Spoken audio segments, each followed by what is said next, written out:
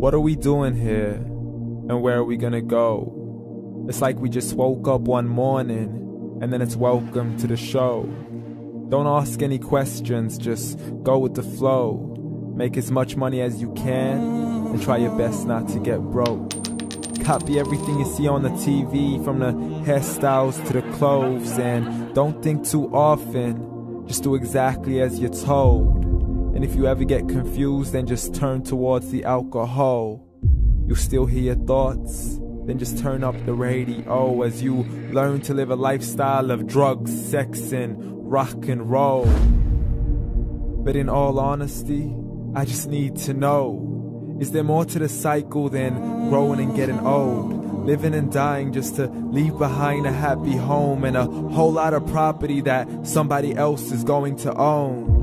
I just really need to know before the casket's closed, 'cause I'm not willing to gamble with my soul, nor am I ready to take any chances. These are just simple life questions and I'm just searching for some answers. Like, what are we doing here? And what is our purpose?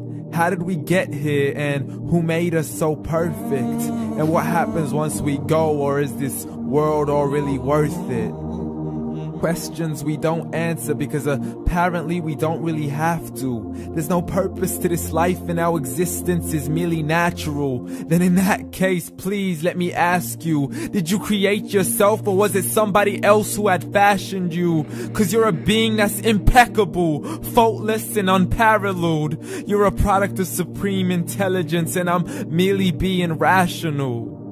For there isn't a camera on this earth that can come close to the human eye, nor a computer that can compete alongside the human mind. And if the whole world was to come together, we wouldn't be able to create a single fly. So many signs, yet we still deny. As science tries to justify that all this could come from none, when it's a simple sum. 0 plus 0 plus 0 cannot possibly ever give you 1. So from where did all this order come? For everything has its origins, a maker, a creator of its own. I mean, the only reason you're watching this video is because somebody had to press upload. So we can believe in the Big Bang, but I'd rather believe in He who caused it to explode. Allah, the creator of everything along with every single soul. The ever-living, the master, the only one who is in control. Unlike his creation, beyond our imagination. And no, he's not a man, nor does he have any partners in association. He's on his own. And no, he did not ever leave us alone. Just like every manufacturer, he left us with an instruction manual. The Quran and Islam, and I'm sorry to jump to conclusions, but it's the only one possible. The only definition of God is the one and only supreme being. It's logical, a book with 0 contradictions, with miracles that are both scientific and historical, all revealed over 1400 years ago. Like the detailed description of the human embryo. The descriptions of the human embryo in the Quran cannot be based on scientific knowledge in the 7th century. To the mountains as pegs holding firm the earth below, and the 2 seas that don't mix in a complete separate flow. To the planets in orbit, alternating night and day as they stay in flow. The expansion of the universe and the creation of everything from H2O. To the stories of the past and the preservation of Pharaoh. To identifying the lowest point in the land where Persia defeated Rome. The gushing fluid that created man in the glands between the ribs and the backbone. And not a word has changed, it's still the same. So please explain how all this was known over 1400 years ago. To a man who couldn't read or write, as he would recite whatever the angels spoke. And if you still don't believe, please try to come up with something that's even close.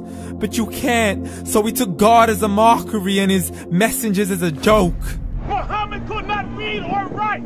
How's somebody who can't read or write gonna start a religion? Dismissed his scriptures as legends and tales of the ancient folk, as we live life according to our whims, desires, and hopes. saying this life is the only home we will ever know. We will live then die, then simply turn to bones. YOLO! Correction, after the grass dies, the rain arrives and it regrows, and Allah promises to do the same thing to your very soul and bring you back from your very fingertips to your toes, as the all-seeing supreme being watches us so close, and we are surely being tested in our wealth, our health, and our self, and everything that we've been blessed with. So believe, for we will surely be resurrected and be brought back to our Lord and account for every single deed, as He hands us our books and orders us to read. From the bad to the good and everything in between. You yourself are sufficient for your own accountability, so don't be mad at me. You are the one who thought He wouldn't come back to me. I gave you a whole life long to search after me, but you were busy in all that which was temporary. So read, and glad tidings to all those who believed. And if you disbelieve, read.